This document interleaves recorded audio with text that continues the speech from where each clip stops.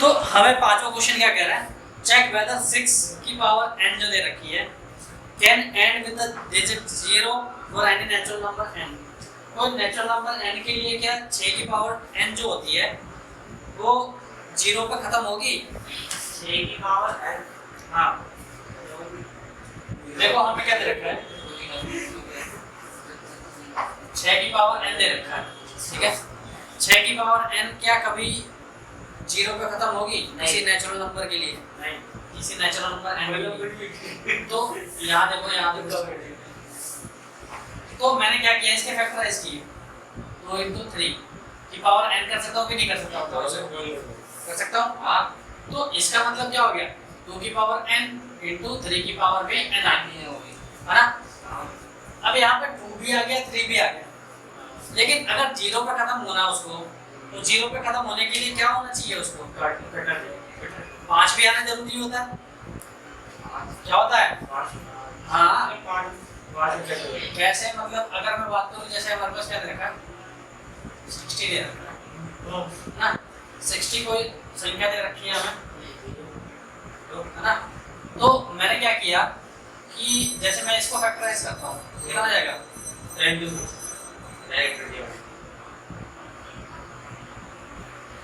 हो गया कि नहीं हो गया? यानी 2 की पावर कुछ हो गई, 3 की पावर कुछ हो गई, 5 की पावर कुछ हो गई, है ना। तो यहाँ पे क्या है, 2 और 5 का होना तो कंपलसरी है ना, है नहीं? क्योंकि फालतू नहीं 10 बनाएंगे तभी तो लास्ट में कहीं ना कहीं 0 काटेगा ही। ऐसे 3 की जरूरत है, 3 को हटा दो 60 आ जाएगा। नहीं, मैं एक बात बता रहा हूँ कि अगर किसी की पावर लास्ट मतलब कोई भी संख्या अगर 0 पे खत्म हो रही है तो वो उसके फैक्टर 2 और 5 तो जरूर होना चाहिए ना, है ना। उसके फैक्टर में 2 और 5 जरूर होना चाहिए तभी तो लास्ट में 0 कटेगा। अच्छा वाला 2 फैक्टर है ना, ये बता दो। हाँ ऐसे कहां पूरी 10 आ जाएगा, है कि नहीं? 10 के पीछे 0 आना इसलिए वो। हाँ ठीक है। एक के बाद तो कहीं ना कहीं काटने के लिए 2 और 5 की रिक्वायरमेंट होनी चाहिए। हमारे पास क्या दे रखा है, 2 और 3 दे रखा है, 5 की रिक्वायरमेंट है, यानी इसमें दे ही नहीं रखा 5, तो क्या ये 0 पे कभी खत्म होगा? नहीं होगा ना। तो इसलिए क्या हो जाएगा ये, इसलिए क्या हो जाएगा ये, नो नो हो जाएगा। मतलब क्या होगा कि कभी भी बस भाई जैसे कि मान लो कि यहाँ ये नो होगा, अब चीज रखो 30 है 30 दे रखा है, एंड दे रखा ना, 3 आ गया, कितने क्या नाम है, 2 5 10 9 अब आ गया क्या हो गया? आ तो रहा बस हो गया। जिसमें 2 और 5 हजार मतलब वो है। हाँ, अगर क्योंकि हमें किस पे खत्म करना है उसको, और भाई 35 भी ले सकते हैं कभी, नहीं 35 पे तो 0 है, मतलब जो 0 वाली संख्या वही देंगे। हाँ ठीक है समझ सकते हैं समझ में आया। देखो यहाँ देखो, तो हमारे पास छठा क्वेश्चन दे रखा है, छठा क्वेश्चन दे रखा है एक्सप्लेन वाई, छठा क्वेश्चन दे रखा है कि 7 11 13 प्लस 30 एंड देख लो इधर 7 6 5 4 3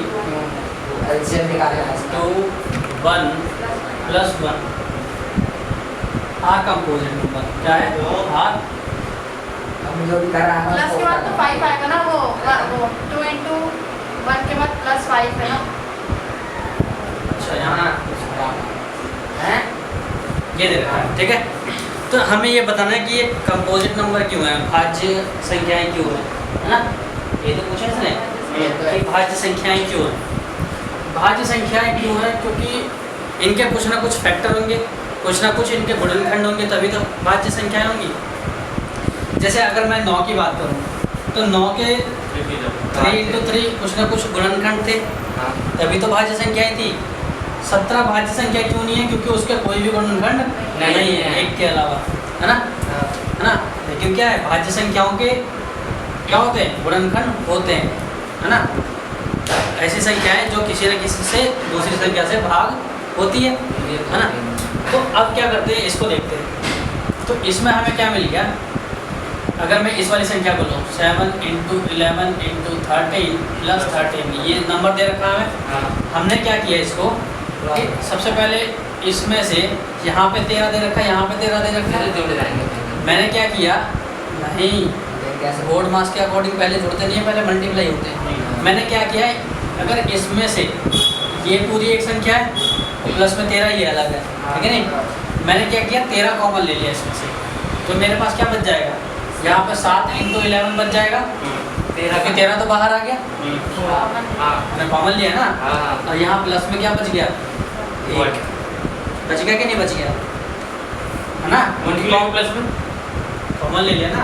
देखो नहीं 1 किलो प्लस बता रहा हूँ, देखो यहाँ से 13 मैंने बाहर ले लिया, तो यहाँ से भी 13 बाहर लूँगा तो कुछ ना कुछ तो बचेगा ना, तो 13 एकम 13 बचता है ना।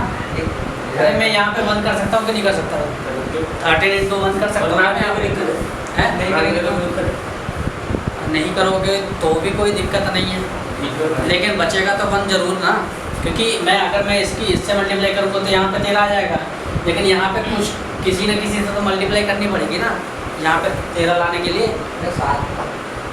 नहीं समझ में आया, नहीं आ रहा। देखो क्या है कि ये संख्या दी है हमारे पास, है ना, ये जो संख्या है इसमें क्या है कि ये 7 × 11 × 13 जो दे रखा है ये एक अलग संख्या है, प्लस में 13 अलग संख्या है ना, क्योंकि इन सबों की मल्टीप्लाई करेंगे तो यहाँ कुछ और निकल के आएगा, और यहाँ पे प्लस में 13 तो होगा ही होगा, है ना। तो वो चीज़ करने से पहले हमने क्या कर दिया, इससे पहले कि हम मल्टीप्लाई करें, यहाँ से भी 13 कॉमन ले लिया और यहाँ से भी 13 कॉमन ले लिया, है ना। तो हमारे पास आया क्या, 13 तो बाहर आ गया, यहाँ क्या बच गया 7 × 11, और यहाँ क्या बच गया, कुछ नहीं बचता तो एक तो बचता है ना, मैथ में जिसका कुछ नहीं होता उसका एक होता है, तो यहाँ पे एक बच गया हमारे पास, है ना। तो ये कितना आ गया हमारे पास 13 78 77 हो गया, प्लस 1 हो गया, है ना, ये नहीं, ये कितना हो गया 78। आप कहते हैं नहीं भी लिखते तो भी कोई दिक्कत नहीं थी, 78 अगर लिखते भी तो प्लस कैसे होगा, यहाँ पे एक नहीं लिखते। मैंने कहा कि यहाँ पे मल्टीप्लाई में एक ना लिखो तो कोई दिक्कत नहीं यहाँ पे, है ना, लेकिन अगर मैं कॉमन लूँगा तो एक तो बाहर आएगा ही ना, एक तो बचेगा ही, यहाँ पे लिखना जरूरी है, यहाँ पे लिखो चाहे मत लिखो एक, कोई दिक्कत नहीं, लेकिन यहाँ पे लिखना जरूरी है, तभी तो प्लस होगा ही। अब मैंने क्या किया, 13 को मैं क्या कर सकता हूँ, ये 78 को मैंने और तोड़ दिया तो कैसा हो जाता है ना, 78 को और तोड़ दिया मैंने 2 से किया तो कितना आ गया 3 9, तो मेरे पास क्या आ गया, ये मेरे पास क्या आ गया, 78 को मैंने तोड़ा तो मेरे पास कुछ 2 × 3 × 13 और ये वाला 13 था ही, तो ये वाला है नहीं कॉमन नहीं लगा, तो ये हमारा पता चल गया कि ये कंपोजिट नंबर है, यानी भाज्य संख्या है, क्योंकि इसके बहुत सारे गुणनखंड निकल के आ रहे हैं कि नहीं निकल के आ रहे हैं। भैया एक चीज़ बताओ, जैसे ये मल्टीप्लाई में तो प्लस में तो भी कॉमन ले सकते हैं, इसमें क्या कह रहा है, जैसे ये मल्टीप्लाई में 13 और वो 13 प्लस में, हाँ तो कॉमन ले सकते हैं, तो इन दोनों में से कॉमन आएगा नहीं, तो कॉमन ले सकते हैं ना, मतलब और मल्टीप्लाई में तो भी लेते हैं, हाँ मल्टीप्लाई में नहीं, मतलब प्लस में यहाँ पे बीच में प्लस होगा तभी तो कॉमन लेगा, जैसे कैसे कह रहा है इधर नहीं इधर जैसे कि हम पहले फैक्टराइज करते हैं, हाँ तो 2 डिजिट एक बार आती है तो हम उसमें से कॉमन ले लेते हैं, पर दोनों मल्टीप्लाई में तो होते हैं तभी तो कॉमन लेते हैं, उनके आगे मल्टीप्लाई का निशान नहीं होता, हाँ तो जैसे इसके आगे प्लस का उसके आगे मल्टीप्लाई का तो भी ले सकते हैं, हाँ तो ये आ गया हमारे पास, यानी 78 का तो इतना आ गया और 13 का कितना आ गया 13 ही रह गया। अब इसके बहुत सारे फैक्टर निकल के आ गए कि नहीं निकल के आ गए, ये जो पूरी संख्या थी ये इतने के बहुत सारे फैक्टर सारे के सारे गुणा में आ गए, तो ये क्या हो गया कंपोजिट नंबर हुआ कि नहीं हुआ, भाज्य संख्या हुई कि नहीं हुई, हो गई। क्यों, क्योंकि इसके क्या हो गए बहुत सारे फैक्टर हो गए, इसके बहुत सारे गुणनखंड निकल के आ गए, इसलिए क्या हो गया ये भाज्य संख्या हुआ है ना, ये क्या हो जाएगा, हाँ हाँ यह भाज्य संख्या है लिख देना ऐसे, ठीक है। This are composite number. हाँ।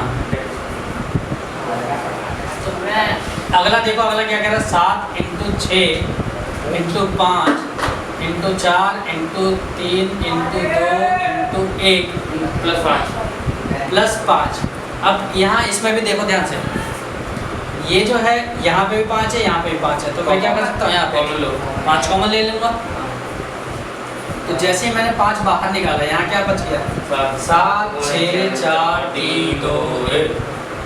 7 × 6 × 4 × 3 5 गायब हो गया क्या? 5 को कॉमन ले लिया ना। हाँ 5 को बाहर निकाले ना मैंने, 5 को कॉमन ले लिया, और यहाँ से भी 5 को कॉमन ले लूँगा तो क्या बच जाएगा यहाँ पे? अच्छा, 1 और 1 कभी इसमें जोड़ मत देना ऐसे ही, क्योंकि बोर्ड मास के रूल के अकॉर्डिंग क्या होता है, पहले मल्टीप्लाई होगी इन सबों की आपस में और फिर उसके बाद जुड़ेगा। तो ये क्या आ गया हमारे पास। अब यहाँ देखो हमने क्या किया, मल्टीप्लाई किया तो कितना आ जाएगा, 1 2 1 दूनी 2 2 3 6 6 चौक 24 और 24 सिंह 144 है ना, और 144 सत्ते पूरे मैथमेटिक्स थोड़ी 144 सत्ते कितना हो गया, 7 चौक 28 की 8 हासिल 2, 7 चौक 28 और 2 30 30 की 0 हासिल 3, 7 एकम 7 और 3 है ना। तो ये कितना आ गया, 5 × 1000, अभी तोड़ेंगे 1000 9 ही आएगा पक्का, गुणा करके देख लो, तोड़ोगे भी नहीं। अब यहाँ देखो 1009 टूट सकता है क्या, पहले ये गुणा करके देखो क्या ये सही है। तो 1 2 3 6 24 24 पंचे 24 पंचे 120 24 सिंह 144 144 सत्ते 1008 ही होता है यार, तुम लोग किस लिए बैठे हो?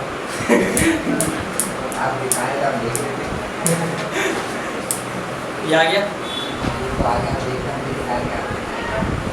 दो सवाल बता दी, दो सवाल नहीं, एक ही सवाल है। एक ही सवाल आ गया। दूसरा सवाल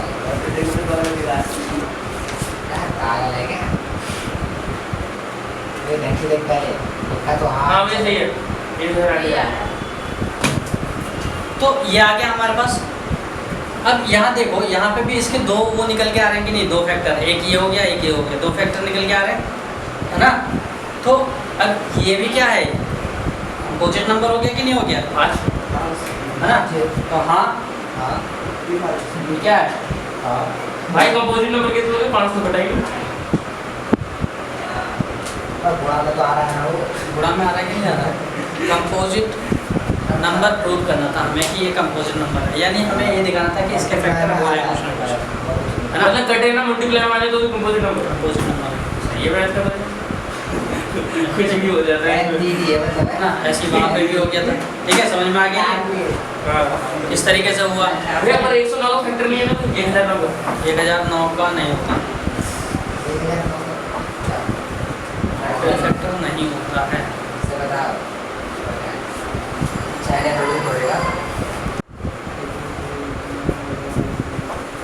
देखो 7th क्वेश्चन क्या कह रहा है, there is a circular path, क्या है, एक सर्कुलर पाथ है, एक पाथ दे रखा है जो सर्कुलर है, around a sport field, Sonia takes 18 minute to drive 1 round of the field.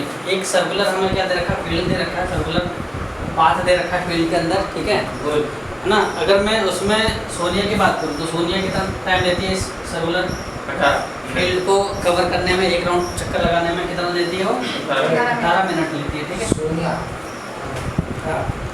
आगे क्या कह रहा है, while Ravi takes 12 minutes for the same, और रवि कितना समय लेता है, वो साइकिल से जाता होगा 12 मिनट लेता है। बॉयज और गर्ल में ज़्यादा फर्क है। अंतरा करो यार वीडियो में, देख हम उल्टी सीधी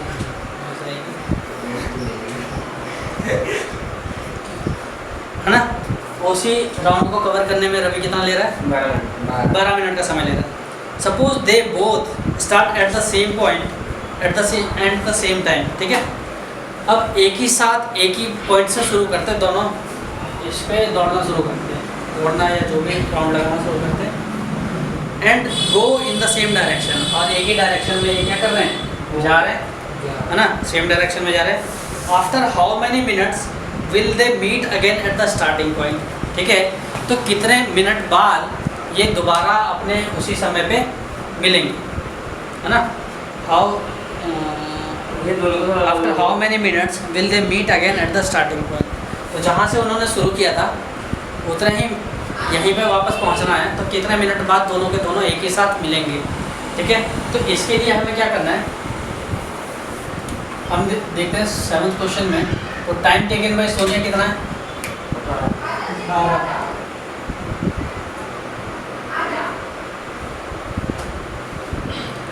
सोनिया के द्वारा कितना टाइम लिया गया, 18 मिनट्स टू कंप्लीट अराउंड, है ना, एक राउंड कंप्लीट करने में 18 मिनट लिया जा रहा है।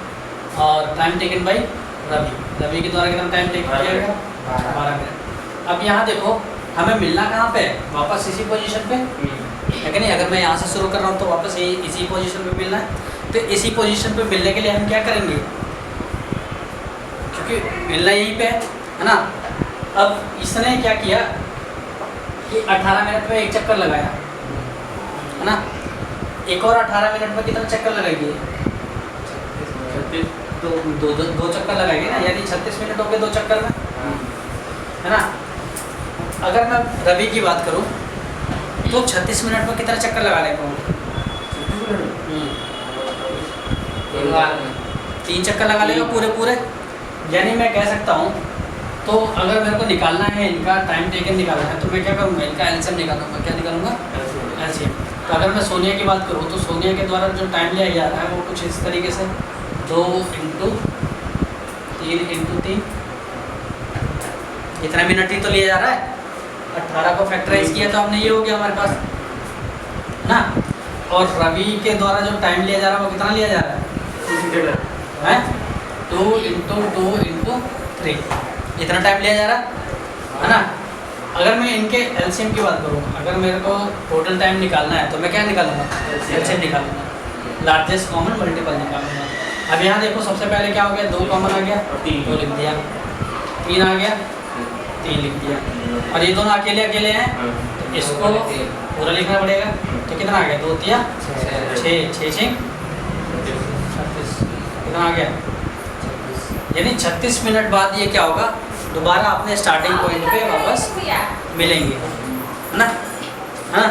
तो मैं क्या कहूँगा, they will meet at the same point, आगे खुद लगा लो,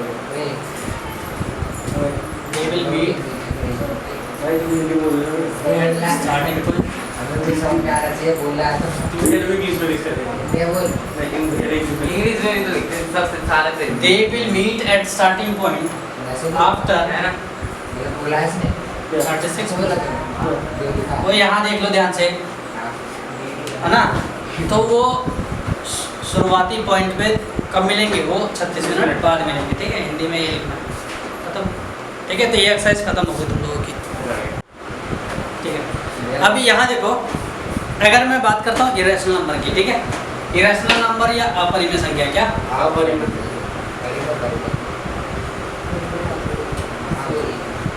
इरेशनल नंबर या अपरिमेय संख्याएं, ठीक है। अब यहाँ देखो ये होती क्या है, अपरिमेय संख्या है, जो P/Q फॉर्म में नहीं है ना, ऐसी संख्या है जिसको P/Q की फॉर्म में नहीं लिखा जा सकता है कि नहीं। परिमेय संख्याओं को तो हम P/Q की फॉर्म में लिख सकते हैं, है ना, Q के रूप में लिख सकते हैं, P/Q के रूप में, लेकिन अपरिमेय संख्याओं को नहीं लिख सकते, ठीक है। तो इनको पहचानेंगे कैसे कि कोई अपरिमेय संख्या है, है ना। तो अगर मैं बात करूं, जैसे हमारे पास क्या दे रखा है, देखो उनको पहचानने के तरीके क्या हैं। जैसे अगर मैं बात करूं अपरिमेय संख्याओं के, तो 2 कैरेक्टरिस्टिक्स उसका ध्यान रखना है, 2 चीज़ें ध्यान रखना कि एक तो वो नॉन टर्मिनेटिंग होती है, क्या होती है, नॉन टर्मिनेटिंग,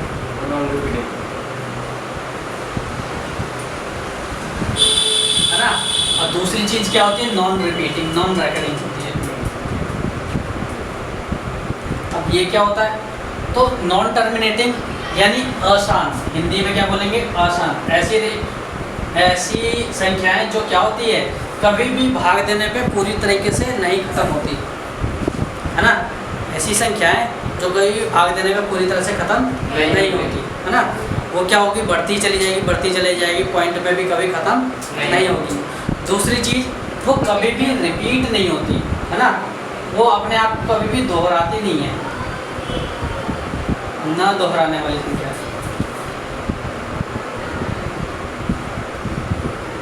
देखो एक एग्जांपल से समझाता हूँ।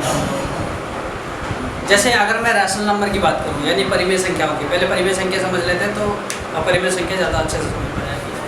अगर मैं एक परिमेय संख्या की बात करूँ, किसकी? परिमेय की, यानी रैशनल नंबर की। तो जैसे मैंने क्या किया कि 1 को 3 से भाग करता हूँ मैं, किसने को? 1 को 3 से भाग करता हूँ, तो मेरे पास क्या आएगा? 3 से भाग दिया, 0 पॉइंट, यहाँ लग गया 0, 3 दिया 9, 1 0। तो ये क्या होगा? 0.333333 कहाँ तक जाएगा ये?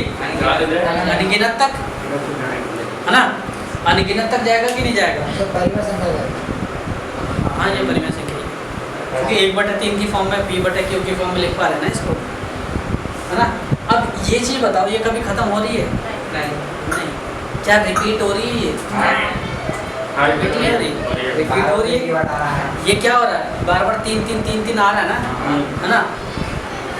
कुछ संख्याएं ऐसी भी होती है, जैसे क्या होता है कि जैसे हमने क्या किया, किसी को डिवाइड किया तो 2 7 2 7 2 7, ऐसे करके क्या हो रहा है? ये सब रिपीट हो रहा है कि नहीं हो रहा? बार बार ये यहाँ पे रिपीट हो गया, फिर यहाँ पे रिपीट हो गया, यानी बार बार क्या हो रहा है? रिपीट हो रहा है कि नहीं। तो ये सब क्या है? ये रैशनल नंबर की फॉर्म है। लेकिन ऐसी संख्याएं जो ना तो अशांत होती है ना, और ना ही रिपीट होती है, उसको हम क्या कहते हैं? अपरिमेय संख्या, ये रैशनल नंबर कहते हैं, ठीक है। और ऐसी संख्याएं या तो टर्मिनेटिंग होगी, अगर वो नॉन टर्मिनेटिंग है, यानी जो अशांत है, तो वो जरूर कहीं ना कहीं वो रिपीट हो रही होगी, अगर वो परिमेय संख्या है तो, है ना। अगर वो रिपीट हो रही है तो वो क्या हो जाएगी? परिमेय संख्या होगी। लेकिन अपरिमेय संख्या ना तो कभी शांत होती है और ना ही कभी रिपीट होती है ना। तो ये चीज़ समझ में आ गया तुम लोगों को। अगर मैं बात करूँ इसके एग्जाम्पल की, इरेशनल नंबर के एग्जाम्पल की, तो एग्जाम्पल्स क्या क्या हो जाएंगे बता सकते हो तुम लोग? क्या क्या हो जाएंगे?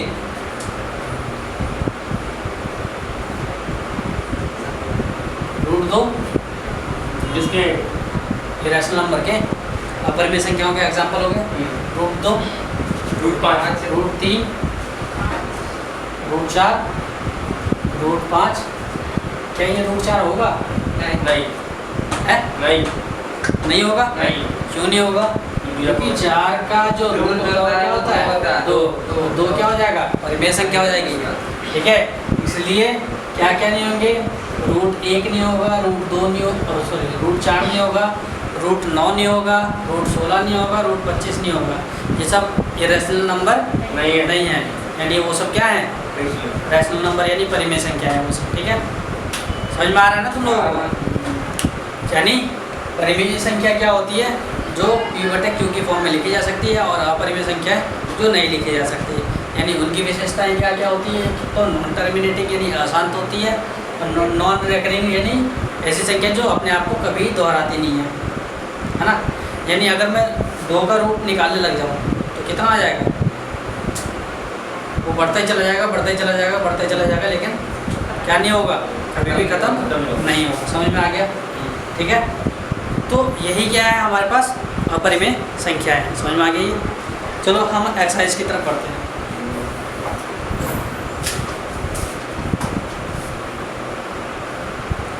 और परिमेय संख्याओं की विशेषता क्या होती है? मतलब रैशनल विशेषता हाँ, है। अभी तो बताया था, विशेषता है। जो p/q की फॉर्म में लिखा जाता है। यहाँ देखो परिमेय संख्या का। अच्छा, अब ये मुझे विशेषता है, ये पूछते हैं क्या होती है, तब मैं बता रहा हूँ। भाई तो तुझे पता ही है। ये बंदा और एक और बंदा था, काले और नसीब। देखो रैशनल नंबर सुन लो, पता नहीं क्या बोलते हैं। रैशनल नंबर सुन लो। रैशनल नंबर क्या होता है? परिमेय संख्या क्या होती है? जो पी बाई क्यू की फॉर्म में लिखी जा सकती है ना? जहाँ पे Q not equal to zero होता है, तो नीचे वाली पोर्शन कभी भी जीरो नहीं हो सकता है, क्यू का संख्या कभी भी जीरो नहीं होगा, ठीक है? माइनस में हो सकता है, प्लस में हो सकता है, लेकिन जीरो कभी नहीं होगा। अब यहाँ ध्यान से देखना कि रैशनल नंबर या तो क्या होती है, या तो वो शांत होगी जिसको हम टर्मिनेटिंग कहेंगे,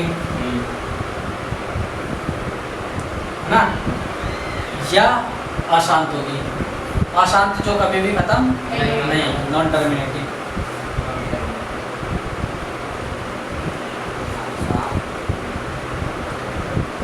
है ना, नॉन टर्मिनेटिंग होगी। अगर वो शांत है तो ठीक है, अगर वो अशांत है तो उसके साथ जरूर वो क्या होगी, दोहराने वाली संख्या होगी। वो अपने आप को कहीं ना कहीं दोहराएगी, यानी रेकरिंग होगी, यानी रिपीटिंग होगी, वो कहीं ना कहीं अपने आप को दोहराएंगी। समझ में आ गया, है ना? तो यही क्या है हमारे पास, परिमेय संख्या है। और क्या परिमेय संख्या? क्या चीज़? आसान देख, जैसे अगर मैंने क्या लिखा, जैसे एग्जांपल दिखाता मैं तुम्हें साइन को आसान हो गया। जैसे मैंने लिख दिया एग्जांपल के लिए, यहाँ पे शांत का एग्जांपल लिख दिया, 3/4 लिख दिया, तो ये p/q की फॉर्म में है कि नहीं है? है। अब मैं इसको भाग करता हूँ, 3 को 4 से भाग करूँगा मैं, है ना? पॉइंट लगा दिया, 0 बढ़ गया, 7 चौक 28, बचा कितना? 2, 0, 7 बच्चे, 4 बच्चे 20 कट गया, यानी कितना आ गया? 0.75। यानी इसको भाग देने पे यार क्या हो जा रहा है, कहीं ना कहीं जाके खत्म हो जा रहा है। यानी ये क्या होगी, शांत होगी कि नहीं होगी? शांत होगी। यहाँ पे एक एग्जांपल चले जा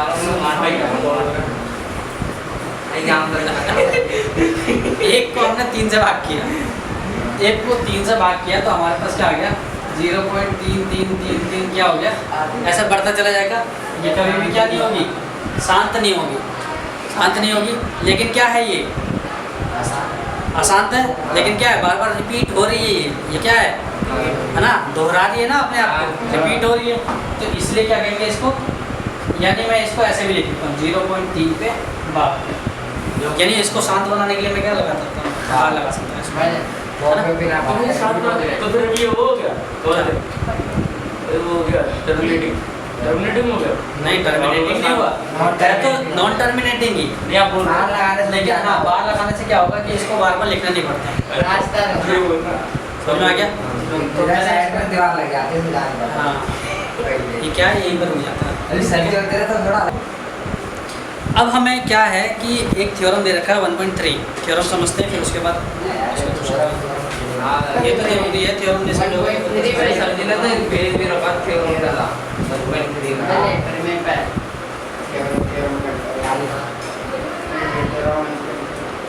थ्योरम क्या है 1.3।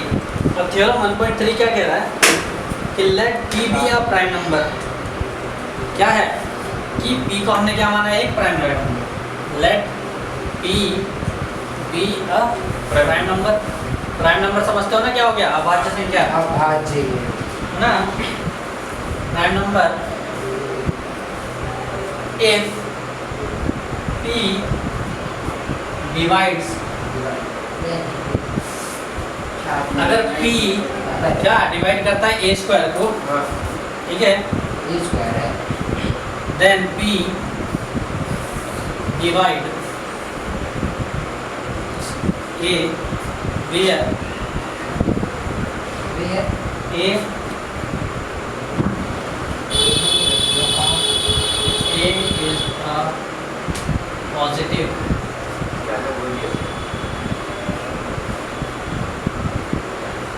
integer।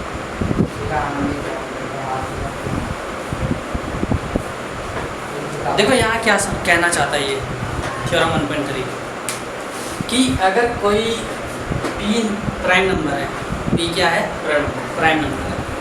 अगर कोई प्राइम नंबर किसी a स्क्वायर को डिवाइड करता है, कोई संख्या है a स्क्वायर, ठीक है, अगर prime number p a square को डिवाइड करता है तो वो क्या होगा, उसका मतलब क्या है कि वो ए को भी डिवाइड करेगा और मतलब ए को डिवाइड करेगा, इस यानी ए स्क्वायर को डिवाइड करा तो ये सिर्फ अकेले को भी डिवाइड करेगा ये, ठीक है नहीं, ये कहना चाहता है कि तो हम इसको क्या ले सकते हैं, इस तरीके से लिख सकते हैं, मतलब हमने क्या किया, इसको तोड़ दिया, तो यानी ये क्या कर रहा है कि ए को भी ये अकेले भी डिवाइड कर रहा है और अगर साथ में है तो साथ में भी डिवाइड कर रहा है। समझ में आ रहा है ना क्या कहना चाहता हूँ, ठीक है।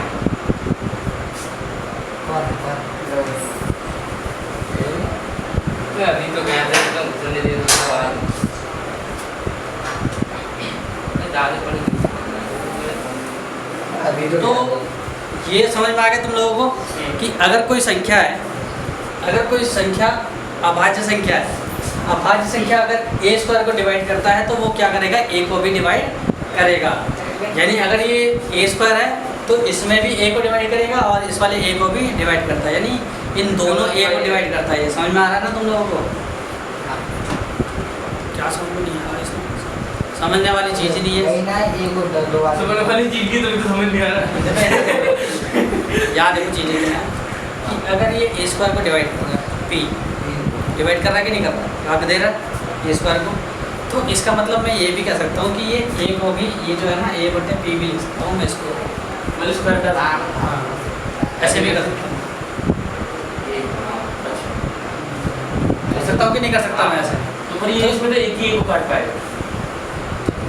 मतलब ये मतलब नहीं है कि अगर एक को काट पाएगा, अब चाहे जिसको भी काटे, चाहे ये वाले ए को लिख दो चाहे ये वाले ए को लिख दो, यानी वो ए को जरूर डिवाइड करेगा, किसी ना किसी एक को तो जरूर करेगा। समझ में आ रहा है ना, यही